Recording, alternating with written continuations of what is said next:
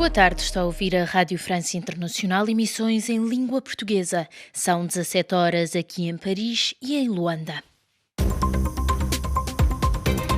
Stephanie Palma. Bem-vindos à segunda emissão da RFI em português desta quinta-feira, 29 de dezembro. A marcar a atualidade, o Governo São Tomense anuncia aumento do preço do combustível a partir do próximo ano. Ex-ministro dos Transportes de Angola, Augusto Tomás, vai cumprir o restante da pena a que foi condenado em liberdade condicional. No controle técnico desta emissão está Victor Mathieu. O jornal começa agora. RFI, as vozes do mundo. Começamos este noticiário com a atualidade africana. O governo são tomense anunciou ontem a decisão de aumentar o preço do combustível a partir do próximo ano. O titular da pasta das Finanças, Genésio da Mata, refere, contudo, que vai ser adotado um pacote de medidas que visa minimizar o impacto deste aumento. Mais pormenores com Maximino Carlos. Para o Ministro das Finanças, é uma das medidas urgentes a adotar para sanar a atual dívida do Estado com a empresa de combustíveis e óleos estimada em mais de 9 milhões de euros. Esta é uma das medidas que é urgente. É resultado da não atualização dos preços de combustível, o que leva o governo a ter, neste caso, junto à ENCO, pela não atualização dos preços, uma dívida que está rondando neste momento, por diferencial de preço, 9 milhões e 700 mil euros.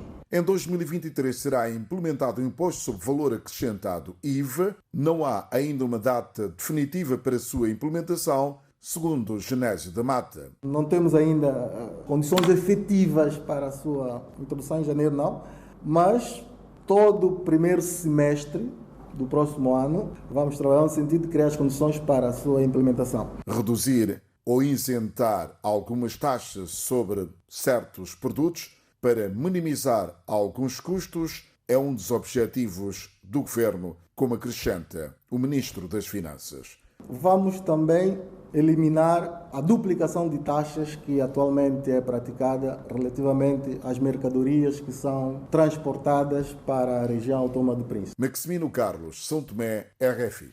O Tribunal Supremo de Angola concedeu a liberdade condicional ao antigo ministro dos Transportes, Augusto Tomás, depois deste ter cumprido 7 anos de prisão, ou seja, metade da que tinha sido condenado em primeira instância em 2019, no âmbito do julgamento do caso do Conselho Nacional de Carregadores, em que o Estado angolano foi lesado em cerca de 13 milhões de euros.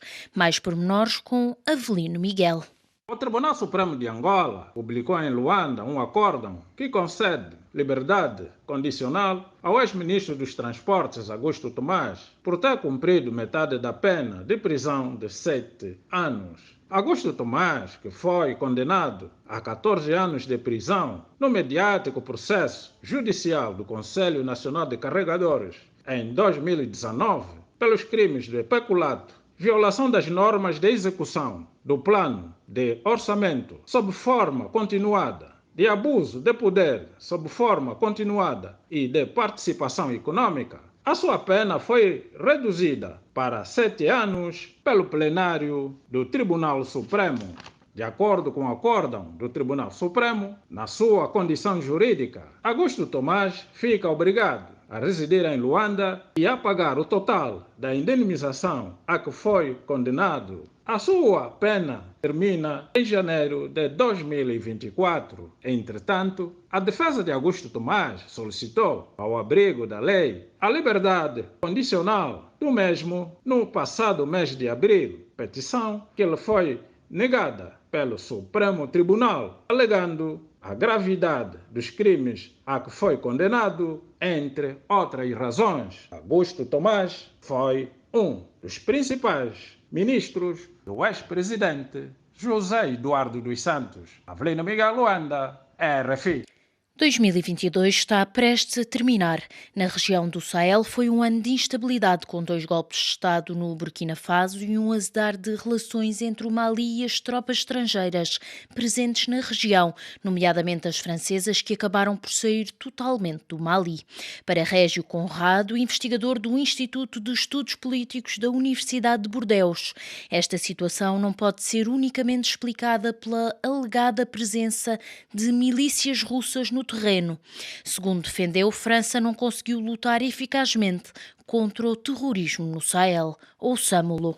Há um discurso ocidental que consiste a imaginar o continente africano e muito particularmente a região da África Ocidental como aquela em que sempre que se toma uma decisão que é contrária à França é considerada como uma decisão que vem de influências externas. O que se sabe é que há uma revolução geracional ao nível do continente africano, basta ver o atual general Traoré do Burkina Faso tem 34 anos. Os manifestantes às ruas contra a presença francesa são jovens. O próprio coronel Assimi Goïta é também jovem. Tudo isto mostra que, de facto, há uma mudança de paradigma mental que, infelizmente, países como a França não conseguem imaginar. A França, durante muito tempo, não fez investimentos massivos nesses países. A dita ajuda pública ao desenvolvimento não só era perniciosa, porque ela financiava em quase 80% para as organizações francesas. Quer dizer que, do ponto de vista do impacto social e económico ou financeiro para esses países, era praticamente mínima. Em termos de investimento das infraestruturas, a França não fez absolutamente nada nos últimos 60 anos de relação com estes países. Os acordos militares que ela tinha assinado com esses países eram mais um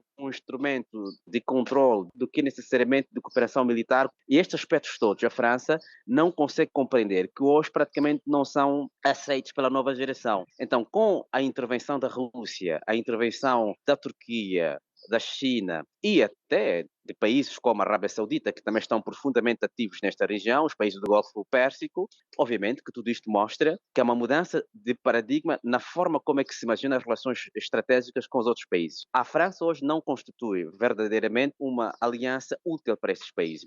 Hoje em Israel, os deputados votaram a favor da composição do novo governo de Benjamin Netanyahu durante uma cerimónia no Parlamento. O Likud, o partido de Netanyahu, apresentou o programa deste novo governo. Eva Massi.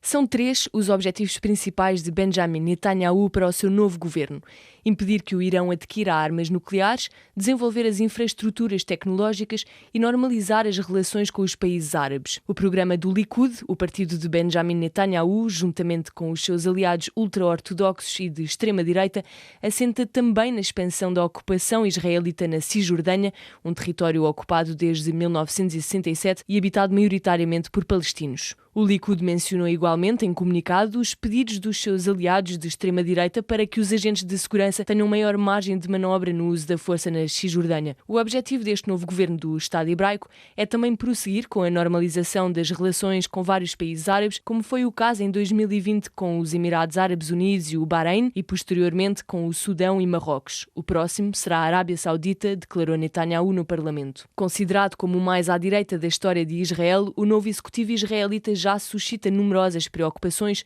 Netanyahu declarou que a sua missão será assegurar a superioridade militar de Israel na região. Hoje, centenas de pessoas manifestaram diante do Parlamento em protesto contra o novo governo de Israel. O Comitê de Segurança Sanitária da União Europeia reuniu-se esta quinta-feira para avaliar o impacto da explosão de casos de Covid-19 na China. Liliana Henriques. Indício de divergências. A entidade que reúne representantes dos Ministérios da Saúde dos 27 sob a égide da Direção-Geral da Saúde da Comissão Europeia apenas optou por continuar as discussões sobre as medidas a adotar face à explosão de novos casos de Covid-19 na China, na sequência do alívio das restrições no começo deste mês. Nestes últimos dias, vários países como os Estados Unidos, a Índia, o Japão ou ainda a Itália restabeleceram restrições de entrada nos seus respectivos territórios de viajantes provenientes da China, com a obrigação de apresentar um teste de Covid negativo. No caso particular da Itália, a chefe do governo, Giorgia Meloni, apelou hoje para que os restantes países da União Europeia também imponham um rastreio sistemático às pessoas provenientes da China.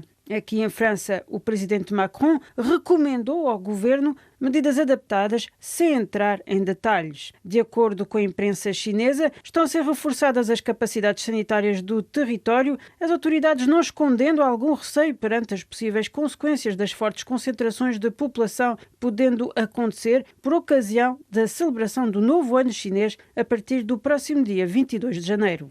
É o ponto final deste bloco informativo. Continue connosco para a segunda parte da nossa emissão, já em seguida.